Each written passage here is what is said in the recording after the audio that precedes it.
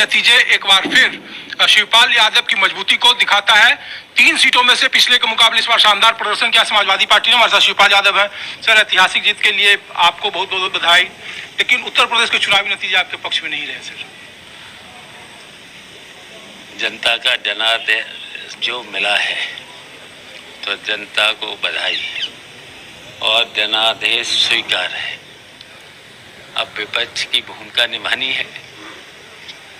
अब जनता की समस्याओं को विपक्ष के रूप में अच्छी तरह से निभाएंगे।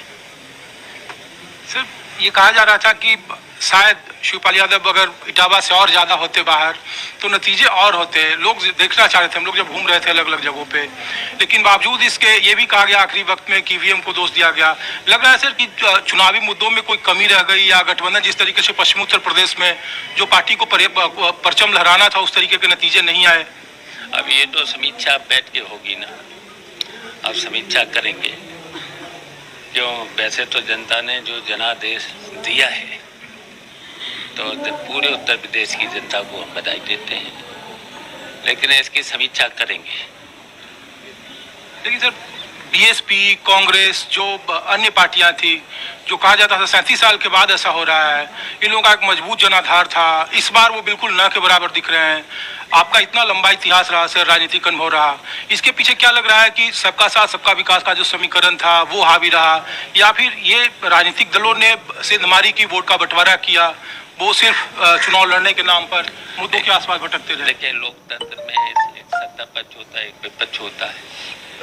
तो लगभग 130 सीटों से ज़्यादा पर अभी समाजवादी पार्टी है, तो ये कम नहीं है, ये कम नहीं है। लेकिन हम सत्ता में नहीं हैं, तो ये तो जनादेश है जनता का। तो फिर जनता ने जो जनादेश दिया है तो जनता की अच्छी तरह से विपक्ष की भूमिका निभाएंगे। सर, बहुत सारी ऐसी सीटें जहां पे बिल्कुल कम अंतर है, कई जगह से रिकाउंटिंग की खबरें आ रही है। विपक्ष के इस आरोप पर सरकार कह रहा है कि पहले ईवीएम का रोना रोए, अब फिर कहा जा रहा है कि सत्ता पक्ष अपने प्रभाव का इस्तेमाल कर रहा है। इस तरीके की बातें भी आ रही है सर। आपकी इटावा सदर सीट पर इस तरीके की बातें चल रही हैं। देखिए, अभी तो अब काउंटिंग शुरू है और अभी तो रिजल्ट आना है। जब रिजल्ट आएगा उसके बाद इसकी तो समीक्षा होगी। सर, एक आखिरी सवाल है। 5 राज्यों के चुनावी नतीजे हैं।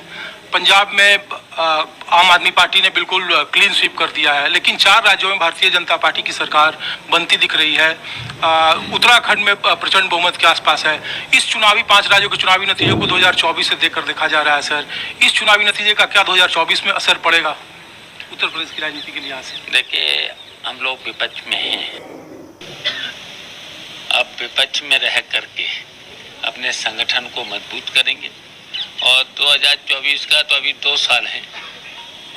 अभी तो देखिए, जब महंगाई की मार जब जनता झेलेगी और समस्याएं जब बढ़ेंगी, जब समस्याएं प्रदेश में बढ़ेंगी, तब 2024 में फिर देखना रिजल्ट दूसरे होंगे। सर, निशान तो शिवपाल यादव जी का लाल झंडा ही रहेगा सर, या फिर 2024 पे कुछ और उस तरीके के जो लोग कह रहे हैं, अपर्णा जी को लोग जोड़कर देख रहे हैं, अन्य राजनीतिक दलों के लोग जिस तरीके से बातें करते हैं आपको लेकर? देखिए, अभी हमारी पार्टी तो है, झंडा भी है, पार्टी भी है, झंडा भी है। हम जरूर लड़े हैं समाजवादी से और चुनाव चिन्ह से। लेकिन आपकी पार्टी का झंडा वजूद अभी आगे आने वाले वक्त में जारी रहेगा, उसमें कोई दिक्कत नहीं? हाँ, अभी तो है। शिवपाल यादव है सर, एक बार फिर आपको बधाई। और ये देखिए कि पूरे समर्थकों के साथ इटावा की तस्वीर आपको दिखा रहे हैं। शिवपाल यादव के कार्यालय आप कह सकते हैं इतना बड़ा समर्थकों का हुजूम है, और जो लोग ये बातें कह रहे हैं कि समाजवादी पार्टी इस चुनाव को लेकर के मायूस है, हैरान है, वो कम से कम देखें यहाँ पे खुशी का माहौल है, लेकिन इस बात का भी गम है कि उत्तर प्रदेश में उनकी सरकार नहीं बन पाई। आने वाला वक्त तय करेगा कि 2024 इन चुनावी नतीजों का हाल क्या होगा।